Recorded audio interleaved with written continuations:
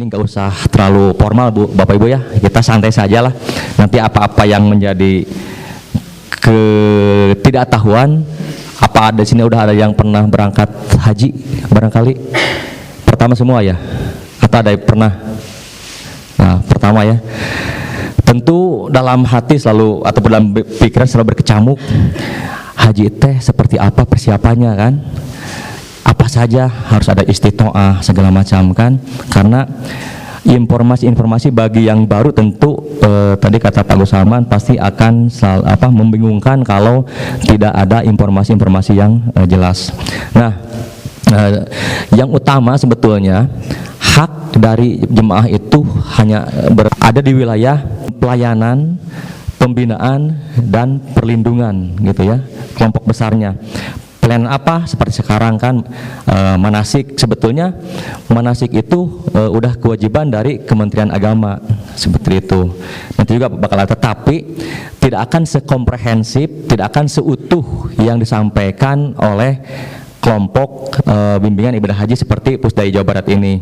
Mengapa dipandang penting untuk bergabung dengan KBAHU? Supaya hal tersebut memudahkan Bapak Ibu jemaah haji mulai fase keberangkatan sampai ke asrama haji, sampai nanti ke Madinah atau ke Mekah, tergantung nanti gelombang berapa berangkatnya, nanti prosesi ibadah hajinya.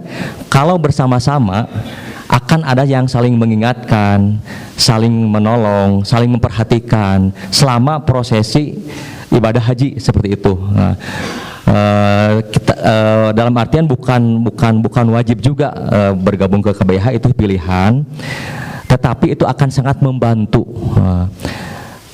Karena apa?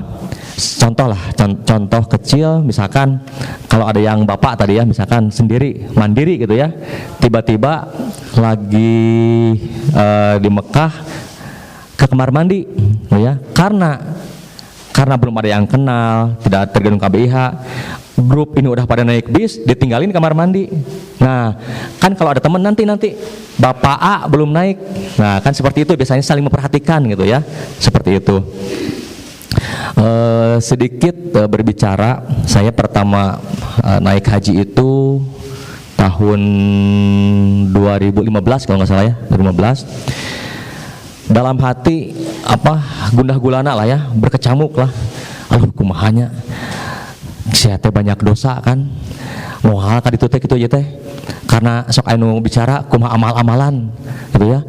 Hal itu teh anu menakut-nakuti menjadi psikis kita berpikiran Bu ya kan, itu kan pasti lesin juga ada ya lah kepikiran, aduh ya Allah orang teh loba dosa ieu teh ya, moal ka ditu kita dibalas ya, ada seperti itu ya. Nah, intinya jangan khawatir, jangan ada pikiran seperti itu. Kita niat ibadah, niat berkunjung ke rumah Allah. Allah akan dengan sangat senang hati. Ada hambanya yang mau bertobat, ada hambanya yang merindukan Allah, akan sangat diterima. Enggak ada ceritanya bahwa amalan kita di Indonesia atau di lembur lah ya akan dibalas, enggak ada Bu. Itu tadi kata Ustadz Agus Salman, tergantung kembali ke niat masing-masing. Makanya luruskan niat, mulai dari sekarang kita niatnya ibadah, mencapai ridho Allah gitu ya, agar semua yang kita jalankan nanti akan diberi kemudahan dan kelancaran dan kesehatan itu ya. Pertama haji tadi kembali, saya kebetulan bertemu dengan Profesor Dr. Kiai Haji Miftah Farid ya, pada mengenal semua, karena saking bukan bingung, gundah gulananya dengan apa yang harus dipersiapkan gitu ya. Saya bertanya, kebetulan beliau dulu itu jadi saksi nikah saudara, pas aja ditakdirkan Allah bertemu dan udah kenal juga karena beliau pernah jadi ketua Pusdai pertama ya, Pak Miftah Farid. Saya bertanya Pak Kiai Miftah, Pak Kiai, bekal apa yang harus saya bawa ya dari Indonesia lah ya untuk persiapan haji gitu ya. Apakah pakaian, apapun itu ya. Pak Kiai Miftah menjawab, cing loba bekal teh karungan sebenarnya. Saya apa Pak Kiai? Karungan cing loba. bakal apa Pak Kiai? Istighfar katanya. Istighfar. Di sana saya belum paham gitu ya, belum paham kok bakal istighfar gitu ya, karena sering berjalannya waktu. Saya kebetulan haji pertama itu tugas 3 bulan di Mekah, tugas pindah-pindah Madinah, Mekah, Jeddah ya, Jeddah di bandara untuk menyambut kedatangan para jemaah haji. Waktu itu mau masuk hajian, hari puncak haji itu kan dimulai 8, 9, 10, 11, 12 ya, 8 masuk Arafah. Waktu itu sekitar tanggal 4 atau tanggal 3 Zulhijjah, para petugas haji Indonesia, kita mengurusi seluruh jemaah Indonesia, Bapak Ibu ya, harus bergeser tugas ke Mekah gitu ya, dari Jeddah.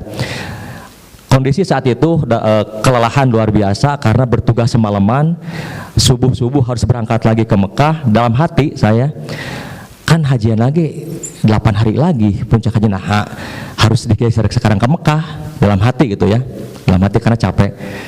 Tapi itu pun tidak diucapkan. Akhirnya petugas sebanyak 3 bis digeser dari Mekah dengan bis yang sama, surat jalan yang sama, seragam yang sama, pakai topi, pakai rompi, semuanya atribut sama, 3 bis. Bis 1 di checkpoint lolos Bu ya. Masuk Mekah itu kan ada checkpoint di sama askar lengkap dengan berbagai macam atribut senjata segala macam karena harus clear gitu ya. Bis kedua petugas haji masuk Mekah ya. Bis ketiga bis saya mau masuk Mekah ditahan Bu 4 jam gitu ya. Padahal sama petugas, atribut sama, semuanya sama ya. Setelah 4 jam kata askar, lah balik ke Jeddah, bis ini balik ke Jeddah katanya. Saya dalam hati ya nggak apa-apa lah, bisa tidur lagi di Jeddah gitu ya. Kan harus itu saya masih ingat itu hari Jumat. Saya akhirnya diberangkatkan hari Sabtu gitu ya. Ini cerita sedikit. Istirahat dulu di Jeddah, saya balik lagi ke Jeddah semalaman, istirahat dulu dengan tubuh jiwa pres untuk didorong lagi ke Jeddah hari Sabtunya besoknya ya. Ternyata hari Sabtu itu bis udah nggak bisa masuk Mekah ya. Saya harus pakai, kalau sekarang mah elep lah ya, elep nggak apa-apa, masuk elep. Kita ada ber-6 atau ber-10 lah ya masuk elep. Ternyata elep itu Bu AC-nya nggak jalan. Mekah dengan 40 derajat lebih dengan kendaraan yang nggak ada AC-nya kan tersiksa ya, nggak jalan. Saya dalam hati tenang aja lah, Jeddah Mekah cuma 2 jam, aman lah. Baru jalan setengah jam Bu mogok, mulai bermasalah, 5 menit jalan, terus-terusan Bu. Itu berangkat jam 8 pagi saya Bu, dengan berbagai macam kendala mobil itu Bu, nyampe Mekah jam 10 malam. Tersiksanya Bu, saya nggak bawa air minum. Saya nyampe Mekah ingat ucapan Pak Kiai Miftah Farid.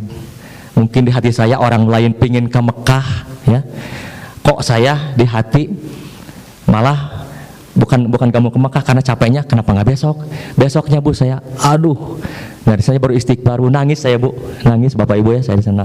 Itu pengalaman pribadi yang saya rasakan betul. Pentingnya kita, kata Ustadz Agus tadi, selalu mengingat Allah, kita hati jangan lepas, luruskan niat, jangan ada niat apapun, insya Allah dijaga gitu Bu ya. Berbagai macam kejadian yang kecil ataupun yang dianggap besar menjadi hikmah, terutama bisa saya sampaikan kepada para calon jemaah agar hal tersebut tentu menjadi hikmah dan bisa dijadikan pelajaran untuk kedepannya menjadi lebih tawadu, lebih tawakal gitu ya. Dan cerita Pak Miftah Farid nih Bu ya, nggak apa-apa lah, kita sharing pengalaman aja ya. Pak Miftah Farid waktu tragedi Mina, beliau tahun berapa Pak Agus ya tragedi Mina itu? Yang pertama 96, 95 ya. Pak Miftah Farid membawa rombongan, Pak Kiai membawa rombongan, Pak Ustadz Dede. Dia berjalan waktu itu mau lempar jumroh. Itu kan berjalan dari Mina, dari tenda ya, dari Mina ke Jamarat itu paling rata-rata perjalanan itu nggak kurang dari 4 atau 5 kilo ya perjalanan. Rombongan pakai Miftah berjalan mau masuk terowongan Mina, tiba-tiba jemaah 1 orang minta ke kamar mandi, katanya sakit perut. Ditunggulah sama jemaah yang lain. 1 kali masuk kamar mandi, keluar lagi. Pas berangkat masuk lagi Bu. Itu pas mau masuk terowongan Mina. Ya. Sampai ada kurang lebih 2 jam. Itu jemaah yang satu itu keluar masuk kamar mandi. Akhirnya jemaah yang lain kesal kan, Pak Kiai tinggalin aja itu, kenapa nyusahin tuh orangnya, satu orang banyak orang harus nunggu, ini orang berjam-jam gitu ya. Pak Kiai juga kesal ya, iyalah kalau gitu gimana ya, sana tinggalin aja, udah tinggalin aja semuanya. Baru sepakat mau ninggalin Bu, dari dalam Bu ambulan jenazah yang bergelimpangan berdesak-desakan itu keluar Bu. Itu tragedi Mina ya, berapa ribu orang itu yang meninggal, yang di terowongan Mina itu kredit sampai ribuan orang menjadi korban, ada yang korban luka, korban meninggal dunia. Ambulan hilir mudik, jenazah dibawa gitu ya, keluar masuk. Semua orang bertanya-tanya, ada apa ini, ada apa ini? Ternyata informasi di terowongan Mina ada tragedi kecelakaan musibah jemaah haji. Dari sana datang, dari sini masuk, bertabrakan tengah-tengah kan, jutaan orang Bu, ribuan jutaan ya, pasti ketemu tengah-tengah, yang belakang pasti ngedorong terus kan, Pak aduh Bu, rombongan banyak yang musibah meninggal. Yang terjadi semua rombongan pemerintah parit, akhirnya yang jemaah tadi yang bolak-balik ke kamar mandi, yang asalnya pada ngudumel gitu ya, pada meluk, dianggap pahlawan gitu Bu, yang menyelamatkan gitu ya. Nah itulah cerita-cerita itu yang menjadi menjadi hikmah bahwa kita harus selalu berbaik sangka ke teman, ke siapapun juga. Itulah pentingnya niat yang harus jaga ya, niat bersih itu penting sekali. Tragedi Mina sebetulnya kejadian lagi waktu saya 2015 ya kan, atau ada kren di Haram menimpa jemaah haji, badai ya, terjadi lagi. Ini ke saya pribadi, saya kan baru hajian Bu, pertama kali kan petugas, namanya petugas kan nggak bisa lagi bertanya masa ke jemaah, sekarang kemana jalan kan petugas, justru petugas itu yang harus mengasih tahu ke jemaah gitu ya. Waktu itu saya tugas di Arafah itu saya menggeser jemaah sampai malam hari jam 10 malam lah ya, baru beres jemaah, didorong ke Muzdalifah pakai bis semua. Saya pastikan semua tenda kosong, nggak ada yang tertinggal, udah clear. Saya sendiri bergeser ke Muzdalifah. Saya nggak tahu ke Muzdalifah ke mana itu ya, seorang diri saya Bu tertinggal di Arafah. Alah kemana ya teh, jalan kaki, ada bendera Indonesia tinggi, kantor misi haji Indonesia, oh ini kantor misi haji Indonesia. Pas masuk kantor misi haji, tendanya nyaman banget gitu ya. Kalau dulu tenda Arafah hanya karpet, nggak ada AC Bu. Kalau sekarang nanti lihat ya, ada fotonya. Kalau sekarang itu tenda Arafah itu sangat nyaman sekali lah ya. Kalau dulu saya hajian 2015, permadani pun banyak kerikil Bu, panas. Pokoknya ini beratapkan tenda yang asalnya itu aja teduh, hanya ada kipas angin yang sangat minim sekali, panas dulu itu. Pas saya ceritanya udah geser jemaah haji tanggal 9 Zulhijjah ya kan, masuk Arafah itu 8 Zulhijjah jemaahnya itu, 2 hari sebelum Idul Adha lah ya, 8 Zulhijjah itu udah digeser, 9 Zulhijjah wukuf, udah beres wukuf digeser ke Muzdalifah jemaah itu untuk mabit malam 9 Zulhijjah. Saya sendirian pas ke kantor misi haji, kantornya nyaman gitu ya. Semalam kan saya sangat kelelahan lah ya. Saya ketiduran Bu di kantor misi haji itu. Bangun-bangun jam 12. Orang-orang udah pada nggak ada lagi ya. Panik lah ya. Akhirnya saya naik bis, saya nggak tahu bis manapun. Saya naik bis, ikut bis jemaah haji Tongga negara mana lah ya, dari Arafah turun di gerbang Muzdalifah, nggak tahu harus kemana, ngambil batu untuk lempar jumroh. Akhir waktu itu saya nggak tahu dari Muzdalifah ke Mina itu kemana arahnya gitu ya. Jalan saya istighfar ya. Tiba-tiba ada teman kan, petugas haji itu ada mukimin, ada orang Indonesia, ada juga mahasiswa Timur Tengah yang dilibatkan untuk membantu para jemaah ya. Pas lagi jalan ada teman mahasiswa Sudan waktu itu, namanya Pajar. Kang mau kemana katanya? Saya sangat senangnya gitu. Alhamdulillah ini ada 4 orang mahasiswa dari Lebanon, Sudan, Al Azhar kalau nggak salah, yang lagi mabit di Muzdalifah gitu ya, selonjoran pakai alas seadanya. Saya istirahat dulu. Saya saking senangnya ketemu teman Pak Ustadz ya, ada orang mahasiswa yang bisa bersama-sama ke Mina gitu ya. Pas saya tanya, kalian tahu nggak ke Mina, tahu jalannya nggak? Oh, tenang Kang, kita sama-sama baru, nggak tahu semua katanya. Aduh, saya bingung juga nih ya. Kalau jemaah kan ada bis Bu ya, bis didorong dari Muzdalifah ke Mina pakai bis, mengantri semua dorong bis. Kita jalan Bu, petugas waktu itu, karena kita petugas pusat PPIH Arab Saudi, jalan kurang lebih 2 jam dari Muzdalifah ke Mina Bu ya. Itu pun hanya mengandalkan Google Map dan lain-lain lah ya. Waktu itu subuh waktu mau kejadian tragedi Mina, kita mau masuk terowongan, ada jalan, saya lihat peta ya Ustadz ya. Ke sini cuman ke Mina itu ke Jamarot kurang lebih 30 menit lah ya. Ke sini ada lagi jalan ya di peta itu ya, kurang lebih 1 jam Bu ya. Si Pajar yang besok itu, Kang kita jalan sini aja kosong yang muter. Saya dari hati kok dia budak kene ngatur-ngatur gitu ya, kesal gitu ya, kenapa nggak jalan ke sini ke yang langsung ngebebas gitu ya. Tapi saya di dalam hati istighfar aja nggak apa-apa, walaupun dalam hati aduh ini capeknya udah luar biasa Bu, udah 2 malam nggak tidur kan Ustadz ya, capeknya petugas itu Bu, wah capeknya nggak ada duanya gitu. Saya nuturkeun si Pajar, dan dia tahu bahasa Arab, saya nggak bisa gitu ya. Kan dia tanya-tanya ke Jamarat kemana, saya jalan aja gituin dia si Pajar, namanya orang Indramayu. Begitu saya lempar jumroh, datang ke hotel, semua orang pada ribut, kredit Bu, apa? Ada yang nangis segala macam. Dari rumah pada nelpon ya, selamat ya, termasuk Ustaz Jujun, Ustaz Pusdai. Tuh naon? Emang ada apa? Ternyata ada tragedi lagi Bu, tragedi Mina lagi 2015 itu ya. Saya yang asalnya kesal ke namanya si Pajar, saya cari di hotel tuh si Pajar, saya rangkul nangis Bu. Saya rangkul nangis karena mungkin kalau saya masuk terowongan, walaupun nggak meninggal ya, kadang-kadang belum waktunya, ya minimal celaka mungkin Bu ya.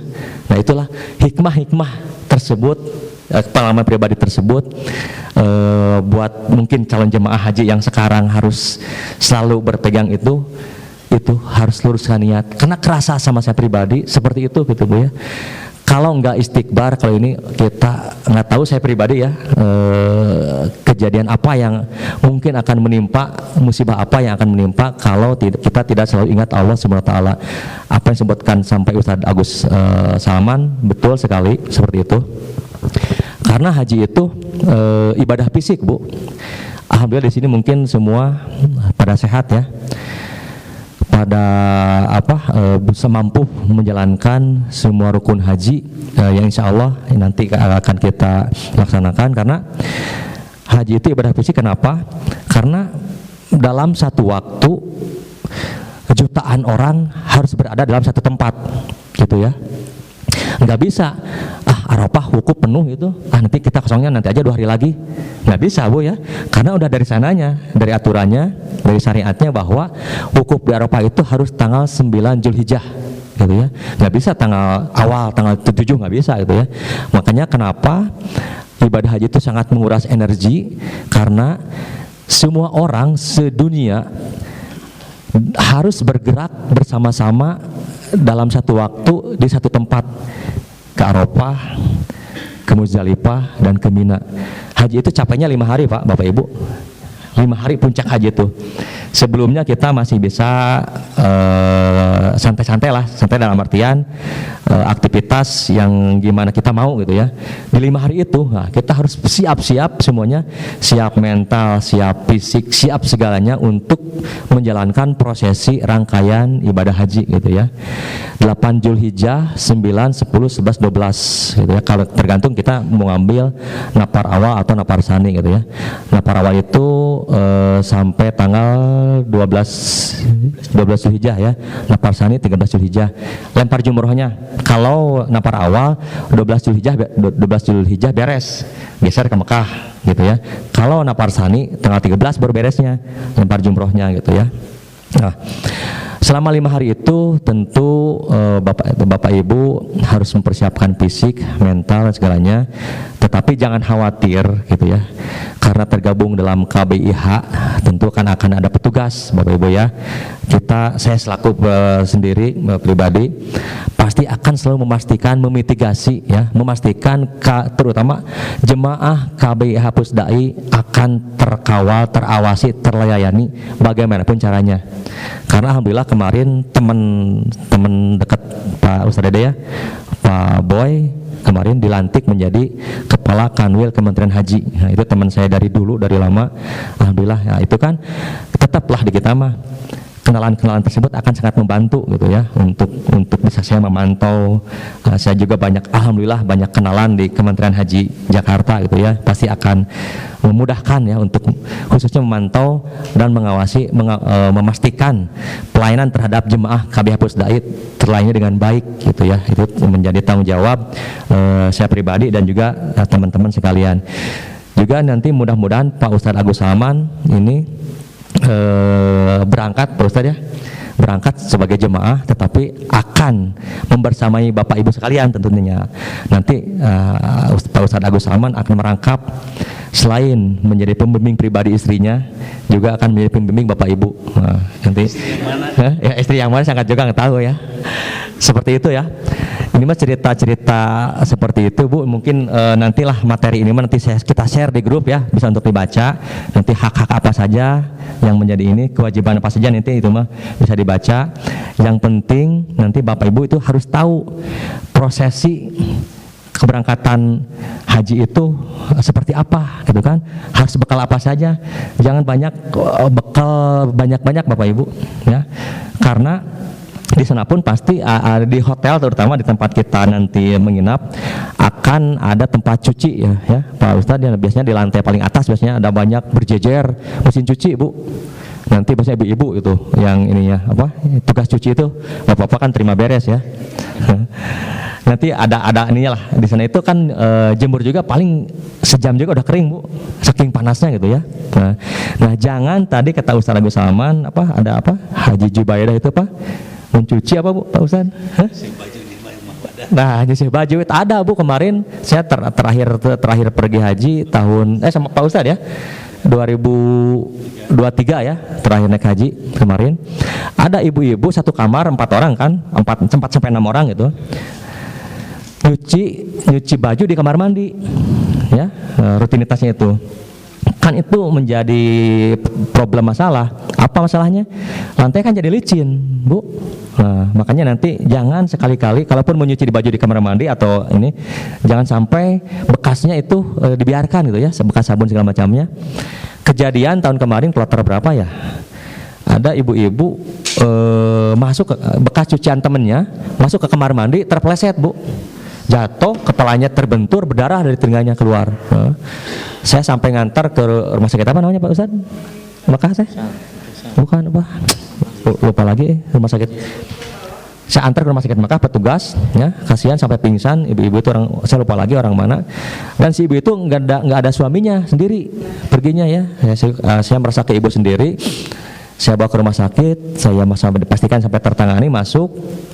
Karena di Mekah itu nggak bisa kita mah dikemitan lah ya, ditunggu jemaah haji itu udah masuk ke rumah sakit, tinggal Bu. Mau laki-laki mau perempuan gitu ya, mau bapak-bapak, mau lansia, mau yang muda, udah masuk ke rumah sakit tinggal Bu. Petugas rumah sakit sana yang akan menangani lebih lanjut. Nah kita hanya bisa memantau ya, ada petugas PIC lah ya, PIC rumah sakit, memastikan kondisi jemaah seperti apa gitu ya. Nah si ibu tadi yang saya antar usianya sekitar 65 lah kalau nggak salah ya, 65-an. Pas saya tinggalin nangis, pengen ditungguin. Saya kan nggak bisa nungguin ya. Akhirnya dengan berbagai cara ditinggalin. Karena dia udah sadar, rumah sakit itu udah ditangani, dia sadar. Pas ke saya, Cep, udah tinggalkan emak sebenarnya. Emak satungguan sebenarnya. Aduh, sampai saya nungguin di lorong, kan itu masuk asar ya, sampai saya di rumah sakit sampai jam 11 karena si emak itu manggil-manggil terus ya. Mana si Incep, nggak ngerti itu Pak itu ya, dipanggil itu ya sama orang Arab itu. Mudir sana dipanggil ke kamar. Saya masuk, "Ma, ada iya abi, tenang lagi" gitu ya. Saya kan nggak bisa tunggu lama-lama di rumah sakit Ustaz ya. Saya pulang ya. Pas besoknya saya ingat terus di hotel juga, aduh si emak eta kumahanya. Besoknya udah lebih baik ya. Harusnya belum waktunya pulang. Minta pulang, nangis terus ya. Saya sampai gendong Bu, saya memaksa-maksa ke pihak rumah sakit ya untuk memastikan sama petugas kesehatan agar si ibu itu bisa dibawa di hotel, dirawat di hotel lah, di infusnya gitu ya. Akhirnya alhamdulillah diperkenankan karena udah hasil CT scan ya, nggak ada nggak ada hal yang mengkhawatirkan ya. Pulang. Saking senangnya kata petugas rumah sakit, Pak ini kemarin gak masuk makanan apapun gitu ya, karena stres Bu di rumah sakit Bu, nggak ada siapa-siapa, petugas juga ngomong bahasa Arab kan, nggak ngerti mau pipis mau makan kan stres, nggak masuk apa-apa, cuman infusan ya. Tolong pastikan setelah dari sini kalau bisa masuk makanan aman, kalau enggak bawa lagi ke rumah sakit katanya. Aduh, Mak, saya ngomong ke si ibunya, Mak, pami emak henteu lebat makanan, lebat di rumah sakit ya, pami lebat desa ke hotel. Cep hayu sana orang tuang wes nanya makan dibawa ke makanan Arab. Ganyaan Bu, seueur tuangna. Saking itu kan psikis itu ya, mental itu yang pengaruh itu. Akhirnya pulang sehat lah, dipantau segala macam. Nah itulah hal seperti itu tadi, karena hal sepele nyuci di kamar mandi menyebabkan teman kita celaka, itu harus saling jaga gitu ya. Kadang-kadang di kamar itu berbagai macam, kita kan pasti belum tahu apakah nanti sekamar misalkan bapak akan sama teman lagi gitu ya, apakah gabung dengan jemaah dari Indramayu kayak kalau kloternya gabungan gitu ya, apakah dari mana itu kan nggak tahu ya, nggak bisa ngatur, kita hanya menerima. Yang pasti perempuan sama perempuan, biasanya 6 orang satu kamar isinya, laki-laki sama laki-laki gitu ya. Kadang-kadang di kamar ada satu yang gak mau pakai AC ya, ada satu yang mau pakai AC ya, para saya Bu itu teh. Nah ini mah di antara kita tips and triknya lah, jangan sampai di antara kita terjadi hal seperti itu gitu ya, yang akan merusak tadi itu kemabruran haji kita gitu ya. Nah banyak Bu, saya petugas di bandara di Jeddah itu banyak menemukan anak dan istri tiba-tiba pas saya baru keluar gate gitu ya, suami istri udah omong-omong gitu ya. Saya nggak tahu, Pak itu siapa? Istri saya. Nah, Ibu itu siapa? Suami saya. Para saya Bu. Nah itu mungkin niatnya itu ya, mungkin karena suami istri nggak tahu ada cerita apa, akhirnya ke bawah-bawah sampai Mekah. Makanya pentingnya kita mau pergi itu nanti saling memaafkan dengan sesama keluarga, dengan tetangga, suami istri, ibu dan anak, dan orang tua segala macam. Pentingnya di sana itu gitu ya. Kita tadi itu harus bersih hati, luruskan niat, kita murni ibadah. Kalau ada hal-hal yang belum beres, pasti akan terbawa sampai sana gitu ya. Itu saya dulu ada jemaah dari Makassar, dari mana ya, tiba-tiba datang di Jeddah waktu itu gelombang 2. Kalau gelombang 2 kan ke Jeddah Bu ya. Kalau saya informasikan sedikit, kalau gelombang 1 itu perginya awal, jauh-jauh hari sebelum hari raya Idul Adha. Idul Adha misalkan tanggal 10, kalau sekarang kan tanggal 27 Mei ya. Taruhlah gelombang 1 itu udah pergi di tanggal 20 April ya, 20 Aprilan lah itu gelombang 1 itu. Tanggal 20 April kemana? Nah, 20 April nanti akan dikumpulkan di titik keberangkatan, biasanya Kota Bandung di Polda ya, Polda Jawa Barat. Dari Polda digeser ke asrama haji sekarang Indramayu, Kertajati. Asrama hajinya Kertajati. Di Kertajati nanti akan ada pemeriksaan namanya semua dokumen paspor, penyerahan visa, living cost ya, gelang identitas jemaah.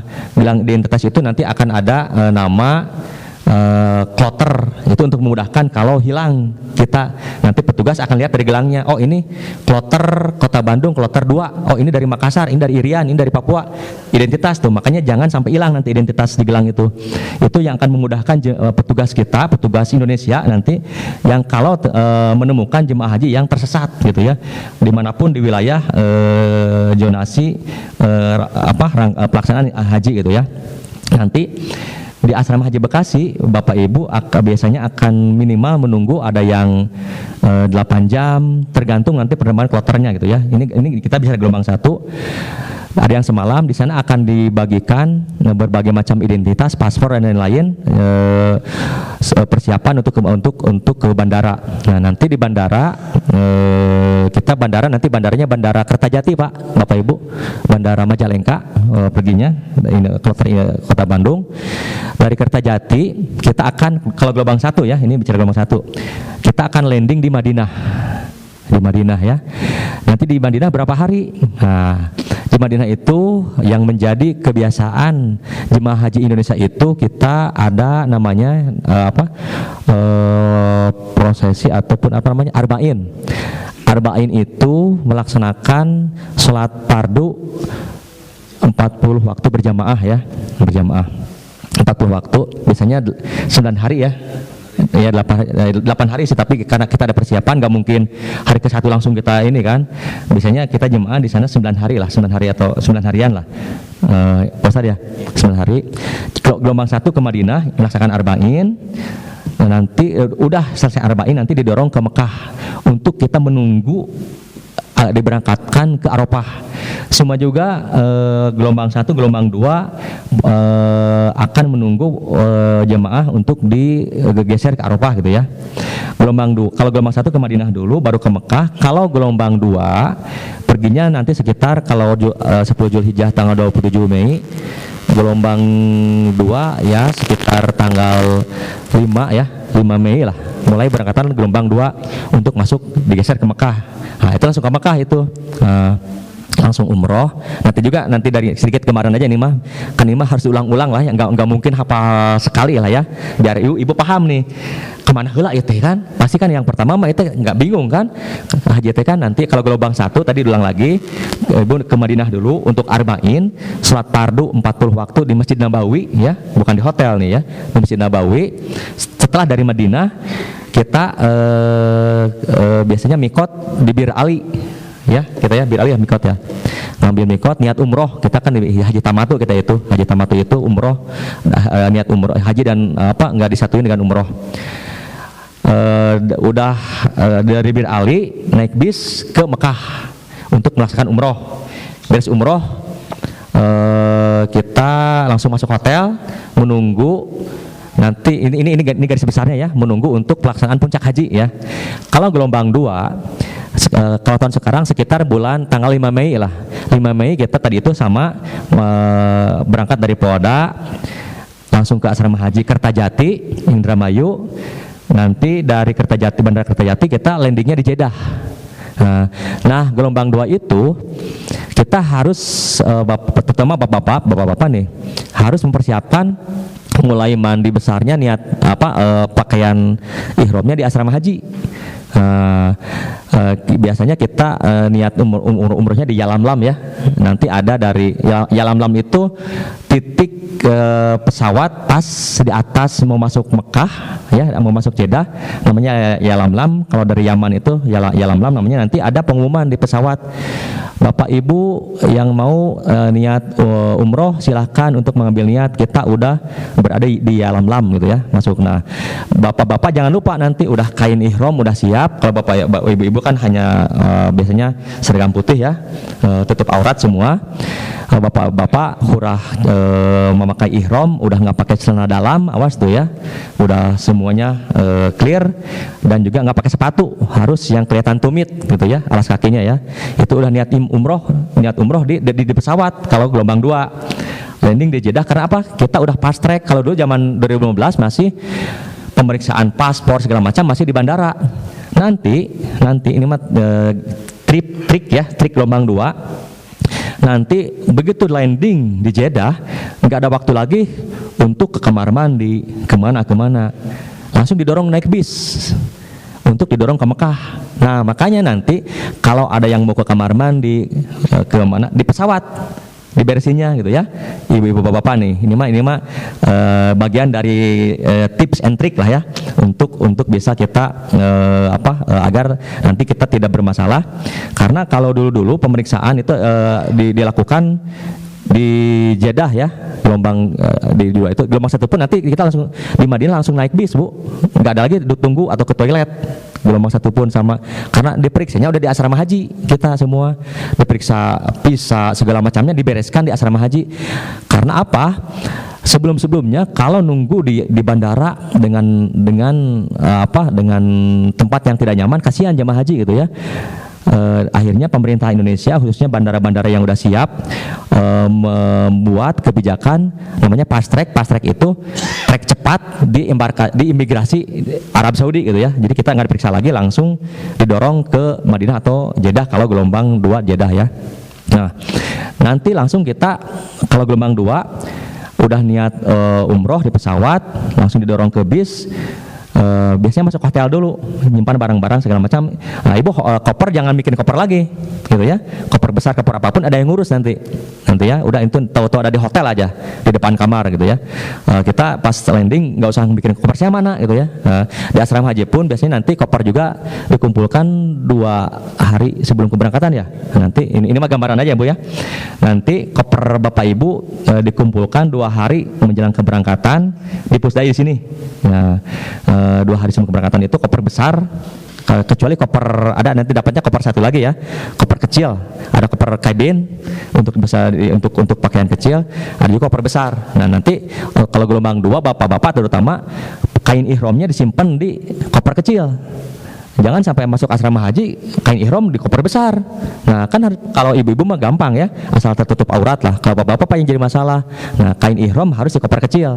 Kalau gelombang 2, kalau gelombang 1 aman, gelombang 2 itu langsung umroh gitu ya. Nah nanti biasanya masuk hotel dulu, istirahat dulu sebentar. Gimana keadaan kepadatan Masjidil Haram? Kan petugas memastikan dulu ya. Kalau Masjidil Haram biasanya jam-jam tertentu sangat padat gitu ya. Kita cari walaupun selonggar-longgarnya Ka'bah nggak akan longgar bu, Ka'bah itu pasti berdesak-desakan gitu ya, tapi setidaknya agak longgar lah gitu ya. Nanti memastikan petugas bahwa jemaah bisa segera melaksanakan prosesi ibadah umroh seperti itu. Nah, hal-hal tersebut biar menjadi gambaran lah Bapak Ibu ya. Makanya tadi saya nanya di awal, ada yang pernah hajian nggak? Nah, kalau ada yang pernah mungkin sedikit ataupun udah tahu ya. Tapi yang baru kerasa sama saya, kadang-kadang suka bingung gitu ya. Suka bingung teh kumaha sih haji teh gitu ya. Tetap aja walaupun baca-baca, tetap aja nggak ngerti gitu ya. Nggak ngerti gitu ya, karena perlu pemahaman yang komprehensif gitu ya hajian itu, dari sisi fikih gitu ya, dari sisi berbagai macam halnya harus siap gitu ya. Betul haji itu tadi kata Ustaz Agus Saman, doa itu sunnah, betul. Bapak ibu jangan dalam pikiran Allah muntah apa doa kumaha, enggak ada masalah bu. Haji mah ibadah gerakan. Sebetulnya tawaf 7 keliling enggak baca apapun sah bu. Muriling, 7 keliling ya, sa'i lompatan gitu ya, 7 balikan gitu ya. Tapi kan masa di tempat di Ka'bah gitu ya, di tempat mustajab kita nggak berdoa kan? Nah makanya doa apapun kita lantunkan nanti ya, walaupun nanti ada pembimbing yang akan melantunkan doa, pasti kan karena kepadatan bu, kadang nggak kedenger suara pembimbing itu di depan gitu ya. Pembimbingnya baca apa? Kalau yang paling dekat mungkin bisa ngikutin ya. Kayak tadi Pak Ustadz Imron tawaf putaran pertama bacanya ini, kedua ini kan bisa, yang dekat bisa ini. Tapi yang jauh yang mendengar pembimbing nggak usah khawatir. Doa apa aja bu, sama bahasa Indonesia pun doa aja bu. Karena Allah kan maha mengerti, tahu semua bahasa kan. Nah makanya jangan sampai hal tersebut menyulitkan doa-doa tersebut dalam artian baik apa doa jangan jauh seperti itu gitu ya. Kita harus tetap ingat Allah, berdoa di setiap langkah kita, apalagi di Masjidil Haram gitu ya, pas prosesi umroh. Doa itu sunnah betul, karena haji itu ibadah gerakan. Makanya kenapa kesehatan fisik yang utama Bapak Ibu. Haji mah dah capeknya bu luar biasa bu, haji itu bu capeknya luar biasa bu gitu ya. Tapi bukan kadang-kadang ya, karena saya terakhir haji sampai Pak Agus Saman. Kan kalau haji itu biasanya ada pergerakan dari Muzdalifah ke Mina mabit, langsung lempar jumroh hari pertama ya, lempar jumroh Aqobah. Hanya Aqobah saja, jangan tiga-tiganya bu, ingat bu ya, hari pertama itu Aqobah. Yang masih kita biasanya kalau saya sendiri biasanya, karena kalau nggak berjemaah lah ya, salah langsung tawaf ifadah ke Mekah dari Mina itu. Ya jalan ya sekitar 10-15 kilo gitu ya, jalan cek itu terakhir kemarin gitu. Ini udah beres lempar jumroh, saya langsung tawaf aja ifadah. beres tawaf, ibadah, sa'i segala macam kan semalaman nggak tidur sampai baru duhur baru beres ya. Saya kolaps di trotoar gitu ya. Saya sombong dalam hati, batur mah mau anu bisa mau anu kuateun, saha anu mampu jalan dari Mina ke Jamarot untuk lempar jumroh dan dari Jamarot ke Masjidil Haram untuk tawaf ibadah gitu ya. Tawaf ibadah 7 keliling sama sa'i. Saya jalan dari jam 2 sampai beres jam duhur gitu ya. Sombong dalam hati gitu ya. Mau anu mampuheun moalnya. Lagi selonjoran di trotoar Bu, tiba-tiba ada nenek-nenek, kakek-kakek orang Tasik ya. Jang, meuli sangu di mana sana? Kuat ya. Tah makanya maksudnya itu bagi punten ya, bagi ibu yang udah lansia, jangan berkecil hati. Kalau Allah berkuasa untuk menguatkan, kuat Bu. Benar ini mah. Seumur ibu Bu, saya di trotoar lagi selonjoran udah keluar Masjidil Haram ya. Udah sa'i lah. Saya selonjoran we gini centeh manalah jemaah Indonesia gitu nya, jemaah khususnya kloter saya nya mulai anu kuateun moal siga urang ya, sombong Bu. Tiba-tiba baru kita ucap gitu, Jang, meuli sangu di mana sana? Kuatan ya ini gitu ya. Nah, maksud saya teh di sana itu Allah itu bisa membuat orang yang dipandang di sini, punten ya ibu harus semangat gitu ya. Ini mah cerita, si ibu pasti iya ngesekeun ya. Tidak Bu, kalau Allah udah berkehendak Bu, dimudahkan Bu, benar Bu, dimudahkan. Sama asal kita luruskan niat, semangat Bu, benar Bu. Saya menyaksikan sendiri gitu Bu, banyak yang muda nggak kuat Bu. Nah, malah ada yang sakit. Dulu seumuran cerita di bandara Bu, tadi yang asrama saya lupa tadi, yang jemaah Makassar lupa lagi saya. Dari Makassar. Laki-laki masih muda seumuran saya Bu, landing keluar lagi jalan dari gate pintu pesawat mau ke lomba kan ada pavilion ya. Was tadi ada lomba pavilion untuk nunggu ini. Lagi jalan tiba-tiba dia berguling-guling Bu. Saya kaget ya, kunaon jelemanya berguling-guling. Pas saya cek kesehatan sakit ternyata, padahal masih muda. Kan nanti ada gelang identitas yang dianggap hasil dari sininya cek kesehatannya sehat dan risiko tinggi itu ya. Di situ biasanya gelangnya merah ya Ustaz ya. Merah itu kan jadi perhatian petugas, ini gelang merah berarti punya penyakit lah ya, dalam artian ini harus diawasi kesehatannya. Si bapak ya si Akang itu mungkin umurnya di bawah masih 40-an dulu 45 lah. Pakai gelang sehat Bu, tiba-tiba sakit, dibawa ke Oktagon, namanya ada posko kesehatan di Jeddah itu, Oktagon namanya. Nanti yang jemaah-jemaah pas turun dianggap sakit dibawa ke Oktagon diperiksa. Ternyata sakitnya nggak bisa diobati di posko Jeddah, harus dirujuk ke rumah sakit, gitu Bu ya. Akhirnya dia orang itu tersebut dirujuk ke rumah sakit. Pas datang itu saya nggak memperhatikan lagi seperti apa. Tapi saya informasikan di grup, ada grup kesehatan se-Indonesia kan, bahwa jemaah ini masih dirawat. Pas saya jemaah Makassar kok masih dirawat gitu ya. Akhirnya apa yang terjadi? Dia selama hajian Bapak Ibu dirawat di rumah sakit. Selama hajian. Wallahu a'lam apakah, kan kata Pak Agus tadi, apakah itu ditolak? Lah baik gitu ya. Apakah itu ditolak sama Gusti Allah? Saya nggak ngerti. Saya hanya istighfar aja Bu. Saya sampai merinding ya. Saya hanya istighfar bagi diri saya sendiri karena menyaksikan pas pulang sehat Bu. Pas pulang sehat. Kan saya tahu manifest jemaah di bandara kan, saya selalu cek. Si Bapak ini pas pulang mah sehat nih, pas hajian dia sakit, selama hajian sakit Bu. Wukuf pun dia wukuf teh kalau di kan haji safari wukuf kan ya, safari wukuf. Haji itu kan wukuf. Kalau nggak wukuf nggak haji. Gitu ya, wukuf itu hanya jadi safari wukuf kan dibawa ke bis sampai ke selang infus, orang itu diputarkan hanya muter Arafah, balik lagi ke rumah sakit dimasukin lagi gitu ya. Orang-orang sakit dulu itu nanti itu akan ada orang sakit, orang yang yang terganggu psikisnya ya, yang akan safari wukufkan, dimasukin bis semua, hanya diputerin di Arafah, masukin aja rumah sakit gitu ya. Nah si bapak itu yang sakit itu hanya seperti itu Bu, dia nggak merasakan lempar jumroh, nggak merasakan tawaf segala macam gitu ya. Itu saya nggak ngerti juga ada apa gitu ya, nggak mencari tahu juga ya. Saya hanya istighfar. Saya jadi teringat omongan Pak Kiai Miftah gitu ya, istighfar bagi diri sendiri. Amalan apa niat apa yang menghalangi gitu ya.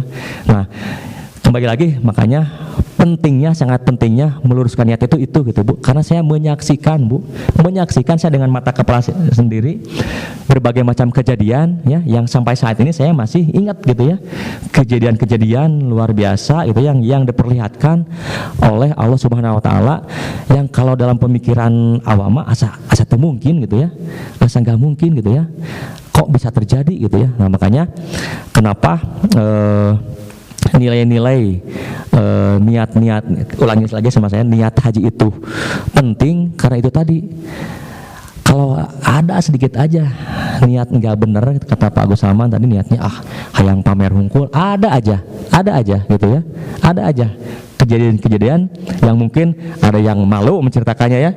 Pas pulang mah Bu moal menceritakan, saya teh kieu nu alusna hungkul we menceritakan teh kan hanya untuk diri sendiri gitu kan, aib kan, seperti itu ya.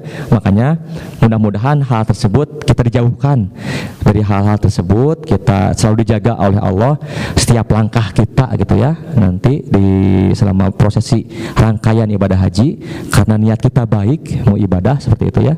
Dan ada juga cerita, ini mencerita kadang-kadang jemaah itu sebelum pelaksanaan puncak haji balager Pak gitu ya, saropan gitu ya, karena menjaga karena belum hajian gitu ya.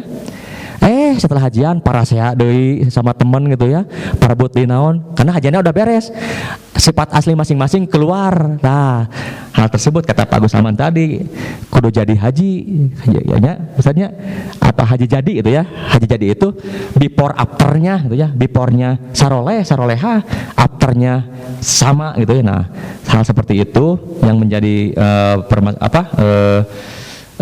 beberapa poin yang menjadi catatan-catatan.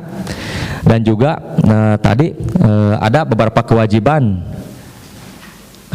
hak dulu ya, hak jemaah haji itu apa? Tadi layanan akomodasi, konsumsi nanti akan didapatkan itu ya, akomodasi hotel, konsumsi makan nanti akan mendapatkan Bapak Ibu di Mekah dan Madinah 3 kali makan pagi, makan siang, makan malam gitu ya.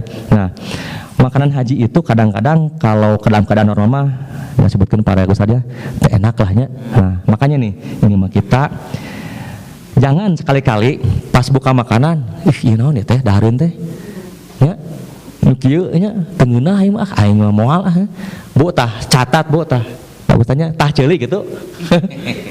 Selama di sana Bu moal enak makan Bu, catat benar Bu, kalau pas awal kita makan kan biasanya gitu kan nanti timun ya, biasa namanya hayam gitulah ya, standar gitu ya, pasti bukan pakai aluminium foil gitu ya, pasti buka langsung kita teh naon kieu, catat Bu, selama di sana sama Allah akan dikasih kenikmatan makan. Benar Bu, kita harus bersyukur gitu ya, bersyukur pas ini, syukur Allah kita, ya Allah kita masih bisa makan, nikmati gitu ya semua setiap suapan kita, karena kita untuk sehat kita itu gitu ya. Karena saya ini menyaksikan itu teman saya pas datang seperti itu, nah Bu eta mah Bu tiap hari beli makan sampai habis berapa puluh juta meureun Bu, udah akan makan mahal Bu gitu kan, karena pas begitu dia buka mah nggak mau makan kalau nggak beli, nah kan tersiksa gitu kan kita makanya hal tersebut itu tips and trick tadi itu saya lebih membicarakan, menginformasikan pengalaman pribadi biar tahu gitu ya, tahu Pak Ustadz Miftah Farid maka abinya pokok nama sebenarnya pas landing di Jeddah sujud syukur sebenarnya kabeh tanya tong era-era nya begini sujud syukur naon, sujud syukur ke Allah bisa hajian jeung ka Allah ucapkeun cenah, ya Allah abdi mah makhluk lemah, makhluk geringan, hoyong disehatkeun, hoyong dinikmatkeun, hoyong dimabrurkeun, sok cenah dijamin cenah Pak Ustadz Miftah Bu da laras Bu eta mah manjur kan Pak Ustadz kepake mah nya udah pengalaman segala macam lah ya, semua disampaikan ke abdi gitu nya ya teh. Begitu landing abdi Bu sujud syukur Bu ya, pokokna nama ya Allah abdi alhamdulillah tiasa hajian, abdi nyuhunkeun disehatkeun, abdi makhluk lemah geringan, nyuhunkeun dinikmatkeun tuang ya, karena berseliweran lah ya informasi dahar di Mekah mah teu ngeunah kieu nya, kadang-kadang gitu ya minunnya ge teu enaknya. Tah Bener Bu, itu teh manjur Bu, ini pengalaman pribadi bener Bu, disehatkan betul sehat, makan nikmat wae Bu, ya. Semua berjalan sesuai yang kita inginkan gitu ya. Nah makanya hal tersebut yang menjadi menjadi pengalaman pribadi. Kenapa saya menyampaikan, karena biar Bapak Ibu sekalian dapat meraih haji mabrur dan mabruroh gitu ya, seperti itu. Di sini alhamdulillah nggak ada yang sakit, nggak ada yang kursi roda ya, karena kalau misalnya bisa jalan nanti, kalau ibu nanti sebetulnya nanti juga kalau misalkan dikira capek Pak Ustadz ya, nanti kita nanti ada pembimbing kita lah ya yang akan memastikan kalau terutama sa'i ya ataupun tawaf, nanti sebenarnya di sana itu ada kursi roda, kita harus disewa gitu ya, jangan khawatir nanti kumahanya mau capek, ada kursi roda, tapi diniatkan kita mah Bismillah kita bisa jalan gitu ya, Bismillah gitu ya. Nanti ada persewaan kursi roda, malah sekarang mah ada skuter Bu di Arab, di lantai atas ya, yang kayak mobil golf ya, untuk tawaf gokar gitu ya, kayak golf car, untuk bagi jemaah-jemaah yang nggak mampu melaksanakan tawaf berjalan kaki ataupun sa'i, nanti ada fasilitas ya yang bisa kita sewa untuk, tapi dibayar ya tentu saja, yang akan untuk membantu memudahkan proses tawaf dan sa'i yang bagi yang nggak mampu seperti itu ya. Nah, adapun beberapa permasalahan biasanya yang menjadi, tadi itu sudah saya sampaikan sebagian ya, permasalahan di Arab Saudi terutama biasanya ada terlambat makanan Bu, terlambat makanan ya, juga tadi kurang cocoknya sebagian menu tadi udah sampaikan ya, juga kurangnya sayuran hijau ya, kan sana susah Bu sayurannya, bahan pokok seperti itu ya. Nanti juga ada tips nanti untuk Arafah Ustadz, ini mah kan kadang di Arafah pas begitu datang ada makanan yang lambat ya, pas datang ke Arafah, ini mah mengingatkan nanti Bapak Ibu sekalian bekal korma barang 3 atau 5 biji gitu ya, sama air mineral ya masing-masing lah ya, biar nanti pas datang ke Arafah kalau konsumsi datang terlambat kita udah punya cemilan gitu ya, karena itu jutaan Bu di Arafah itu cateringnya kadang-kadang kelabakan ya, nggak bisa dipastikan, kita juga nggak bisa komplain, tentu saja pasti dilaksanakan oleh petugas gitu ya, mengkonfirmasi, tapi kan kita juga nggak bisa memastikan apakah akan datang, kan kadang-kadang tiba-tiba satu kloter nggak kebagian makan siang pas pertama datang. Kita kalau udah mitigasi menyiapkan 1 roti misalkan gitu Bu ya Bapak ya, 3 butir korma kan aman gitu ya, seperti itu. Nah hal-hal tersebut, obat-obatan, obat pribadi, makan seperti itu, kita selalu lah gitu ya, selalu menyiapkan agar manakala ada dalam keadaan darurat kita bisa menyikapinya dengan aman gitu ya. Karena saya dulu pernah 1 kloter Surabaya Ustadz ya, waktu saya tugas di Arafah, ini mau cerita lagi, makan siang dapatnya lambat sekali ya, makan malam lambat lagi gitu ya, selalu terlambat gitu ya. Pas 8 Zulhijjah 1 kloter Surabaya dia nggak dapat makan siang, pas dia datang itu kan jemaah haji itu mulai didorong itu dari hotel itu biasanya dari pagi, ada yang jam 6, jam 8, jam 9 gitu ya, jadwalnya nanti dirilis.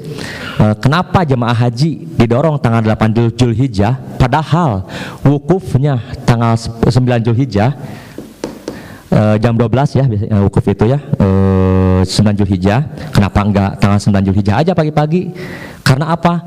Itu untuk menghindari resiko jemaah haji terlambat masuk Arafah. Bayangkan kalau jemaah haji baru didorong tanggal 9 Zulhijjah gitu ya, kalau jam 12 lewat baru masuk, ibu bapak enggak haji, enggak wukuf, itu bersiko. Kalau lempar jumroh rumah sakit bisa dibadalkan gitu ya. Semua prosesi kalau nggak mampu ataupun dalam keadaan darurat bisa dibadalkan, bisa digantikan lah ya. Kalau wukuf itu nggak bisa digantikan Bu. Yang sakit pun kata saya tadi di safari wukuf kan dibawa, yang sakit pun pakai bis, pakai ambulan Bu. Maka nanti akan ada ambulan, akan ada bis, warawiri, itu yang safari wukuf. Yang bawa orang sakit, ada maaf ada orang yang demensia yang tiba-tiba hilang ingatan Bu, sampai dicang-cang Bu nabes nage Bu gitu ya, di safari wukuf teh Pak Ustad. Karena pernah teman saya khutbah Arafah di depan orang-orang ODGJ gitu ya kalau ini ya, khutbah Arafah di bis katanya sedikit untuk biar safari wukuf Ustad ya. Nah Kenapa jemaah haji 8 Zulhijjah? Biar menunggu waktu wukuf aman gitu ya. Adapun nanti itu mah pilihan, nanti ada juga ada yang tarwiyah ya Ustaz ya. Kita mah enggak ya? Enggak ya. Ada beberapa itu mah yang tarwiyah itu enggak langsung ke Arafah gitu ya. Tapi ke Mina dulu gitu ya. Baru masuk Arafahnya tanggal 9 Zulhijjah pagi gitu ya. Tapi kalau kita pada umumnya sebetulnya kan tarawih itu nggak difasilitasi oleh pemerintah Arab juga sebetulnya gitu ya. Hanya sebagian kecil yang tarawih. Kita mah umumnya langsung ke Arafah gitu ya. Tanggal 8 Zulhijjah paling lambat sore hari ataupun malam hari 8 Zulhijjah semua jemaah haji Indonesia ya udah masuk tenda Arafah gitu ya.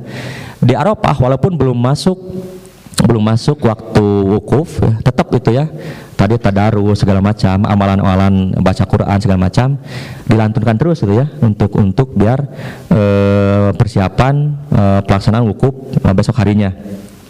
Kejadian tahun kemarin Bapak Ibu, ke tahun sekarang ya Ustadz Agus Salman ya, tahun sekarang apa kejadiannya? Banyak jemaah haji yang gagal masuk Arafah di tanggal 9 Zulhijjah. Kalau reguler masuk semua, reguler teh bukan plus ya. Ke tahun sekarang tahun kemarin Ustaz, tahun kemarin 2023 tahun kemarin 2024 jemaah haji Puroda Pak gagal masuk Arafah. Kenapa? Karena angkutan bisnya nggak ada Ustaz. Cuma ini nggak rame, nggak menjadi konsumsi publik ya. Sok udah Puroda kan Bu di atas 400 juta lah, gagal haji Bu, auzubillahi min dzalik Bu ya. Nah, makanya kenapa jemaah reguler didorongnya 8 Zulhijjah, pemerintah Indonesia memastikan keamanan gitu ya, agar semua jemaah haji Indonesia sudah ada di Arafah sehari sebelumnya, agar 9 Zulhijjah itu udah aman gitu ya. Karena tahun 2024 ada yang jalan kaki dari Mekah ke Arafah Bu. Ya, maksudnya jalan kaki, bayangkan udah bayar ratusan juta jalan kaki, walaupun ke Arafahna datangnya asar, kan udah lewat waktu wukuf kan. Nah, banyak kejadian kemarin saya juga dapat informasi dari petugas sih, wah sekarang gini, waduh, sampai kejadian tahun kemarin itu pergeseran jemaah haji dari Muzdalifah, waktu kan Muzdalifah itu dari Arafah ke Muzdalifah mabit sebentar, didorong lagi ke Mina. Jemaah haji dari Muzdalifah baru bisa beres jam 12 siang. Muzdalifah itu nggak ada tenda Pak Ibu. Kalau Arafah ada tenda untuk berteduh, Mina ada. Kalau Muzdalifah nggak ada, hanya beratapkan langit. Makanya kenapa jemaah haji semua sedunia masuk ke Muzdalifah hanya sebentar, mabit namanya hanya 2 jam 3 jam, subuh udah didorong ke Mina, ke tenda Mina. Tahun kemarin banyak yang dehidrasi, yang maaf ya kayak hewan lah ya, cengklepek Pak di Muzdalifah itu karena beratapkan langit, matahari Bu, Arab atau Bu 40 derajat lebih Bu, wah mengerikan pokoknya Bu, sampai seperti itu Bu kejadiannya tahun kemarin. Makanya tahun sekarang mulai wukuf mabit itu ada 2 skema, ada nggak diturunkan di Muzdalifah, murur namanya, hanya diam di bis, berdiam di sebentar di Muzdalifah, langsung didorong ke Mina.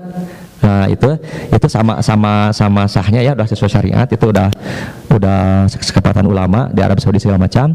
Kan untuk menghindari hal-hal yang lebih madarat itu khawatir kayak kejadian tahun 2024 terulang. Itu kan banyak korban jiwa kan tahun kemarin. Karena apa? Karena dari Muzdalifah ke Mina ada keterlambatan bis Bu. Kan bisnya kan segitu-gitu nah Bu, Bapak ya, tidak bisa ditambah lagi, akan macet. Sok ujungnya di Mina Ustad ya, iya awalnya di Muzdalifah kan nggak bisa maju gitu kan. Nah itu pergerakan itu tuh yang karena kebanyakan bis justru akhirnya memacetkan. Nah itu ada kesalahan perhitungan mungkin ya. Nah akhirnya tahun sekarang bisnya dikurangi dengan skema jemaah nggak turun di Muzdalifah, langsung turun di Mina seperti itu. Nanti Bapak Ibu jangan bisa khawatir, nah itu mabit di Muzdalifah heula ya.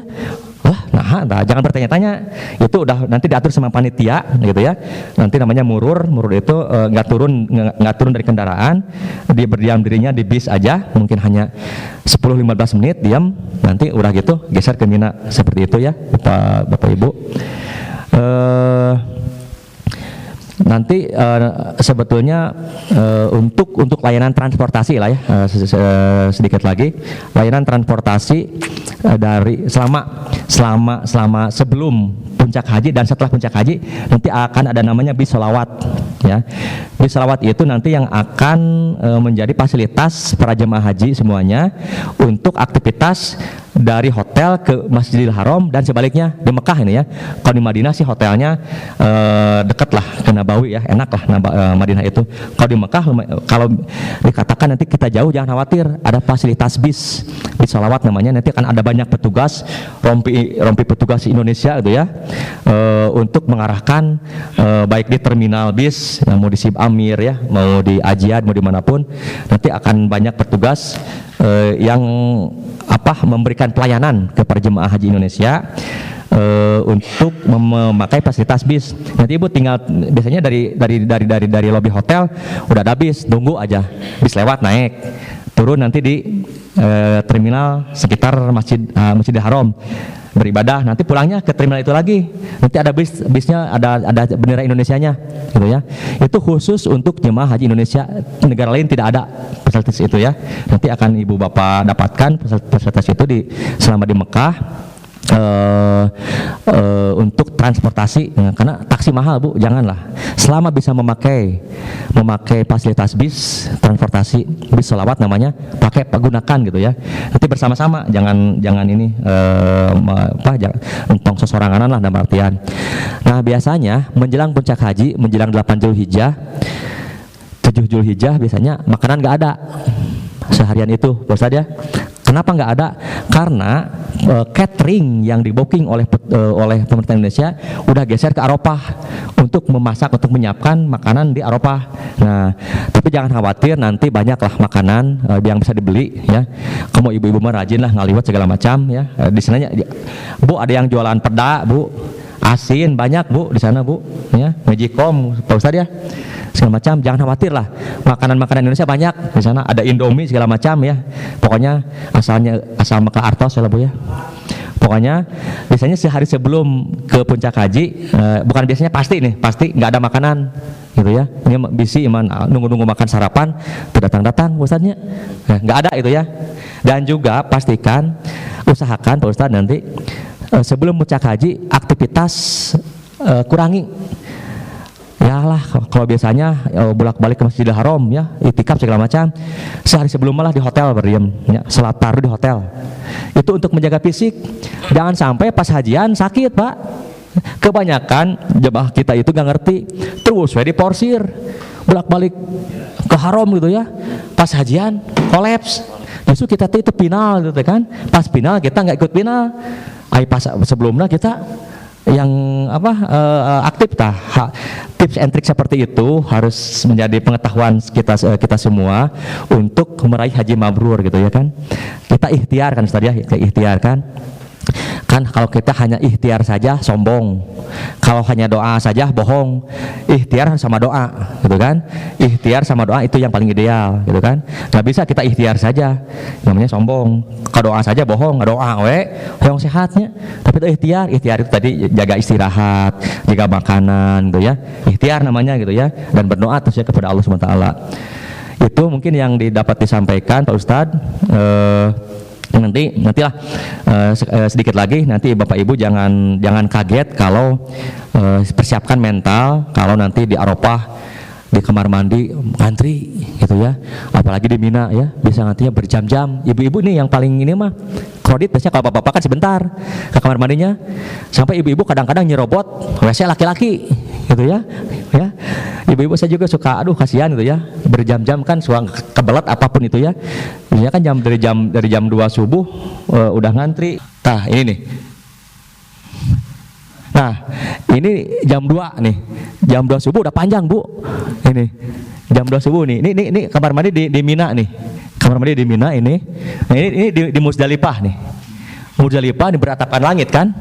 nggak ada tenda, ini pada sigap pinang lah ya. Semua di Muzdalifah ini di Mina ini setelah 1,5 jam baru dapat geser ke sini nih. Udah 1,5 jam ngantri gitu ya. Jam 2 ini kan. Jam 2 tapi dan nikmat boleh, insya Allah boleh nikmat ya. Kita untuk meraih surga Allah itu kan harus berjuang ya, harus ini. Lamun surga bisa dibeli mah pada meuli kemudian ku jelema beunghar ya Ustaz ya, gitu nya. Kan itu orang teh untuk meraih ridho Allah teh seperti ini ya prosesinya gitu ya. Nah, makanya ini nih. Ini hotel penginapan kita jemaah Haji Indonesia tahun kemarin ya. Terus sama terus. Nah, ini di Arafah ini udah pakai kasur sekarang. Ini udah pakai kasur, udah AC sekarang. Dingin lah. Dikasih bantal, kasih selimut. Kalau dulu masih pokoknya dulu mah. Nah, makanya tapi jangan sampai kenyamanan ini kadon salarenya besarnya, gitu kan? Ya. Karena kadon tibrawe gitu ya. Nah, jangan sampai karena kita ini, nah ini mau jalan dari Mina ke Jamarot ini subuh-subuh mau jalan. Nah, seperti itu gambarannya sedikitnya. Demikian yang disampaikan, kurang lebihnya mohon maaf. Billahi taufiq wal hidayah, wallahul muwaffiq ila aqwamit thoriq. Wassalamualaikum warahmatullahi wabarakatuh. Waalaikumsalam warahmatullahi wabarakatuh. Alhamdulillahirabbil alamin.